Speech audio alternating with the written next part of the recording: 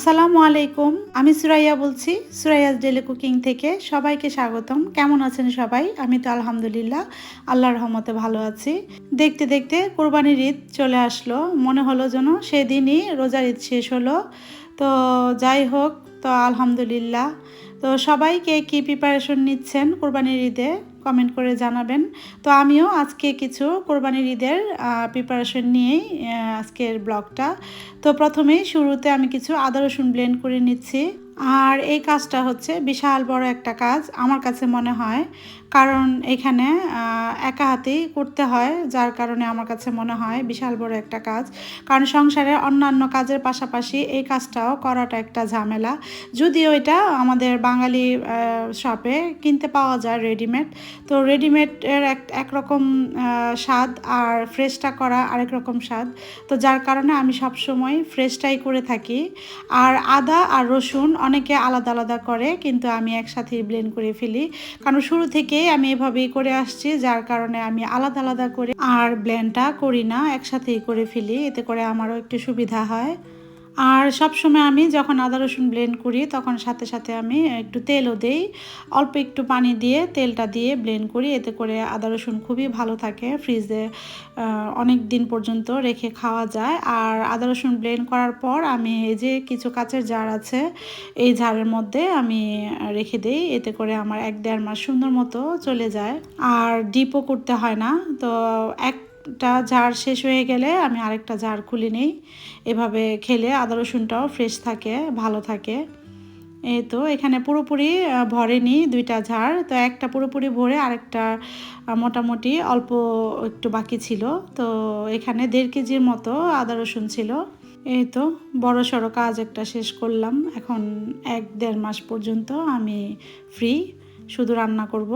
আর আদা রসুনটা ব্লেন্ড করা থাকলে যে কোনো সময় কোনো মেহমান চলে আসলে বা যে কোনো সময় একটা রান্নার ডিসিশন নিলে রান্না খুব সহজেই করা যায়।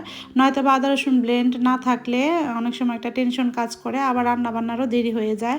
আর যেহেতু একা হাতেই সব কিছু করা হয় এখানে, তো যার কারণে একটু রেডি থাকলে, অল্প স্বল্প কিছু রেডি করা থাকলে রান্না করতে অত ঝামেলা মনে হয় না। এই তো আদা রসুন ব্লেন্ড করে তারপরে দুপুরে খাওয়া দাওয়া শেষ করে একটু বাইরে বের হয়ে গেলাম। তো হাজব্যান্ডকে বলছিলাম চলো একটু ঘুরে আসি, তো অনেক দিন হয় অ্যাকশনে যাওয়া হয় না, তো আজকে একটু অ্যাকশনেও যাব, যে দেখি অ্যাকশনে কি উঠিয়েছে, কারণ এক এক সময় এক এক রকম জিনিসপত্র উঠায়, তো অনেক দিন হয় যায় না, যার কারণে আজকে চলে আসলাম অ্যাকশনে।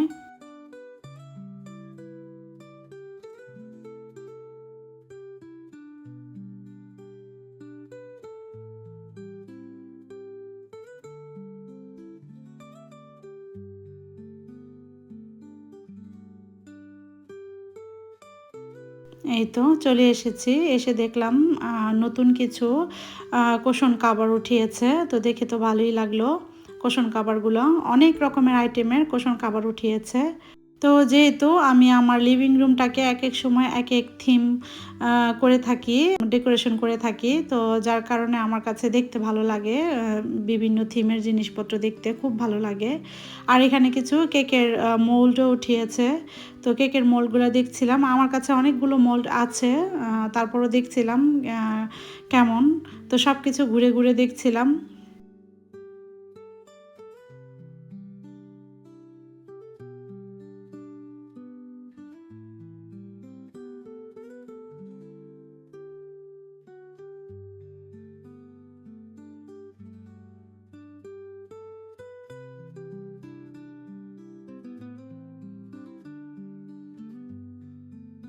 এই তো এখানে মিররও উঠিয়েছে। তো কিছুদিন আগে লম্বা মিররগুলো উঠিয়েছিল, তো আমি চিন্তা করেছিলাম যে 2টা মিরর কিনবো আমার বেডরুমে সাইড ড্রয়ারের উপরে লাগানোর জন্য। তো পরে চিন্তা করলাম যে কিনবো পরে, তো সবসময় থাকে, কিন্তু এবার গিয়ে দেখলাম নাই। তো দেখে মনটা খারাপ হয়ে গেল, যে থাকলে ভালো হতো, 2টা মিরর নিয়ে আসতাম। আর এই মিররগুলো ছোট ছিল, যার কারণে আমি নিইনি, আমার একটু লম্বা মিররের দরকার। তো আর এখন তো ঘরের ডেকোরেশন সব কিছু বেশিরভাগই সবাই মিরর দিয়েই ডেকোরেশন করে, তো ভালো লাগে আসলে দেখতে।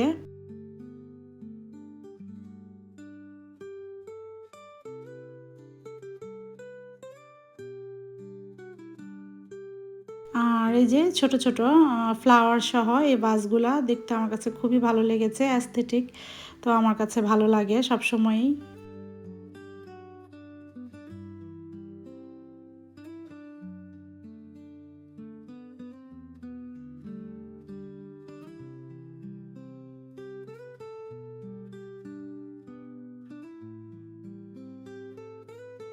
আর এই অ্যাকশনে একটা জিনিস খুব ভালো লেগেছে। অনেক ধরনের কালারের জিনিসপত্রই পাওয়া যায়। যার যেই থিমের দরকার হয় সেই থিমের জিনিসপত্র নিয়ে নিতে পারবে। তো যার কারণে আমার কাছে খুবই ভালো লাগে। আর অন্যান্য সবগুলোতে একেক বছর একেক থিমের জিনিসপত্র উঠায় একই রকম। আর এই সবটাতে আমি দেখলাম সব রকমের থিমের জিনিসপত্রই পাওয়া যায়। যার যেটা পছন্দ, যার যেই কালার পছন্দ সে সেই কালার নিয়ে নিতে পারবে।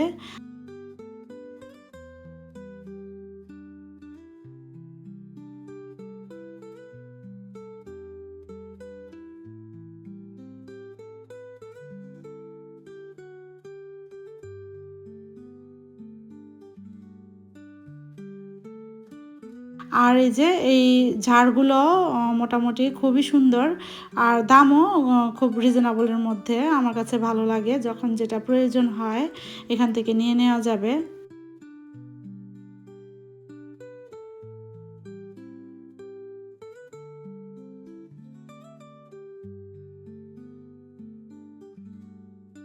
এই তো টুকিটাকি কিছু কেনাকাটা করে তারপরে বের হয়ে গেলাম।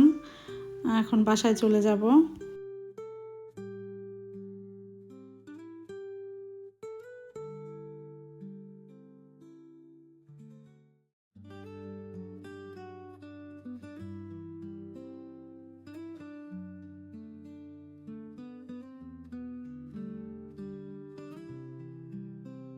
আর বাসায় গিয়ে আপনাদের সাথে শেয়ার করব আমি কি কি কিনেছি।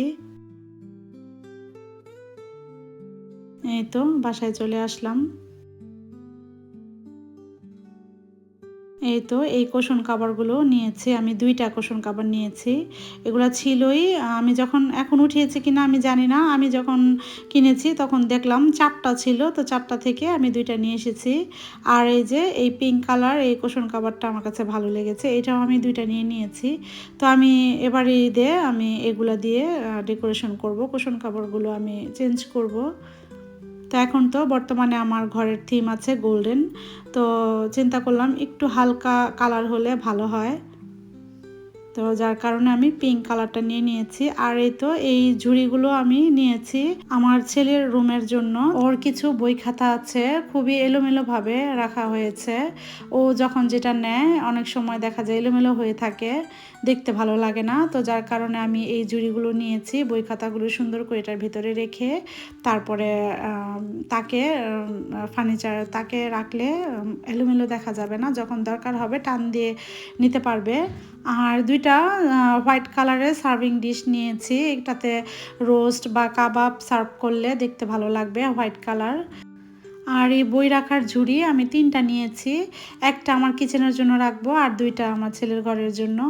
আর এই যে এই ফ্লাওয়ার বাসটা আমার কাছে খুবই ভালো লেগেছে, খুব সুন্দর লেগেছে। এটার ভেতরে ২টা কালার ছিল, একটা পিঙ্ক কালার একটা হোয়াইট কালার। তো আমি হোয়াইট কালারটা নিয়েছি, কারণ হোয়াইট কালারটা সব সময়ের জন্যই চলে। আর পিঙ্ক কালারটা যখন নাকি ঘরের থিম করা হয় পিঙ্ক কালার, তখন ওইটার সাথে ভালো লাগবে। তো আমি হোয়াইটটাই নিয়েছি যেন সব সময় রাখা যায়। আর এখানে কিছু প্লাস্টিক র্যাপ কিনেছি, যেটা উপরে কোনো বাটির যদি ঢাকনা না থাকে উপরে সুন্দর করে ঢেকে রাখা যাবে ফ্রিজে। আর ফ্রুটস অনেক সময় তরমুজ কিনলে তরমুজটাও সুন্দর করে ঢেকে রাখা যাবে। এটা আমি অনেক দিন ধরে চিন্তা করছিলাম শেন বা টিমুতে আমি অর্ডার দিব। তো এবার গিয়ে দেখলাম অ্যাকশনে আছে, পেয়ে গিয়েছি, তাই নিয়ে নিলাম।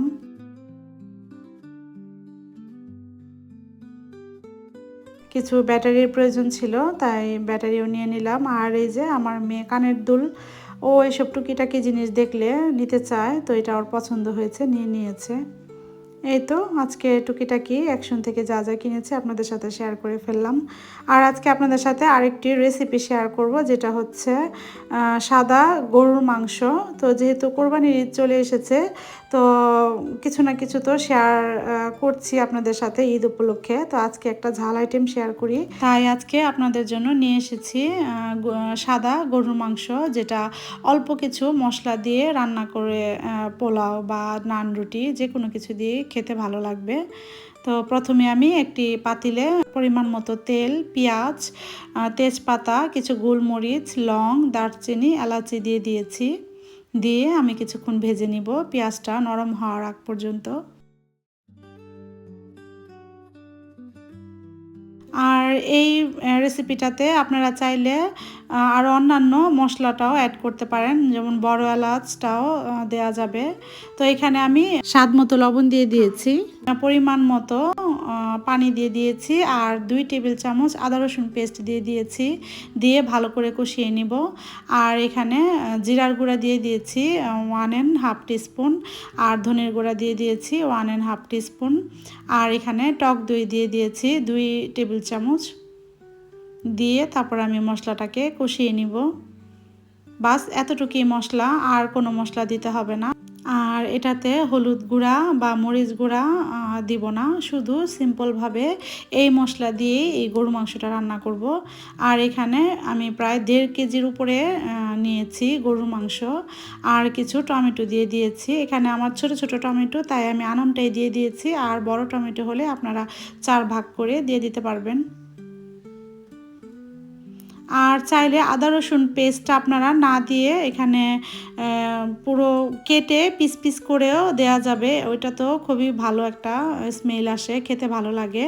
এই তো গরু মাংসটাকে আমি ভালো করে কষিয়ে নিব, সেদ্ধ হওয়ার আগ পর্যন্ত আমি ঢেকে রেখেছিলাম।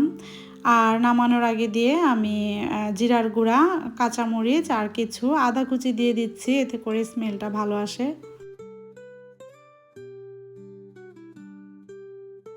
আর এই গরু মাংসটা আমার হাজবেন্ড বেশি পছন্দ করে পোলাও দিয়ে খেতে, আর আমার ছেলেমেয়ে পছন্দ করে রুটি দিয়ে খেতে। তো দুইভাবে এটা খুবই মজা লাগে, ভালো লাগে এই গরু মাংসটা খেতে। খুবই সিম্পলভাবে রান্না করেছি, জাস্ট শুধু সেদ্ধ হতে যতটুক টাইম অতটুক টাইমই লাগে। যদিও গরু মাংস হতে অত বেশি সময় লাগে না বা অত কষ্ট না, মেখে ঝুঁকে বসিয়ে দিলেই হয়ে যায়। এই তো আমার গরু মাংসটা রেডি, সাদা করে রান্না করেছি। আপনারা এইভাবে ট্রাই করে দেখতে পারেন, খুবই মজা লাগে।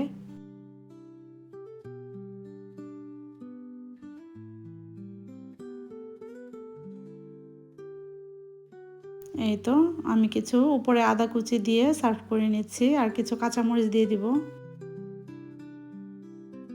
এই তো তৈরি হয়ে গেল সাদা গরুর মাংস। তো আপনাদের কাছে কেমন লেগেছে রেসিপিটি অবশ্যই কমেন্ট করে জানাবেন।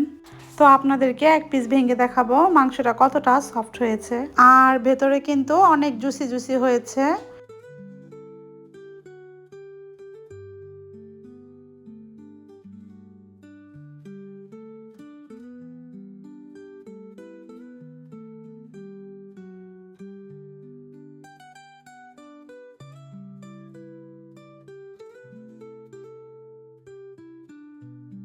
আজকের মতো আমার ব্লগটি এই পর্যন্তই। সবার কাছে কেমন লেগেছে কমেন্ট করে জানাবেন। দেখা হবে, কথা হবে নেক্সট ব্লগে।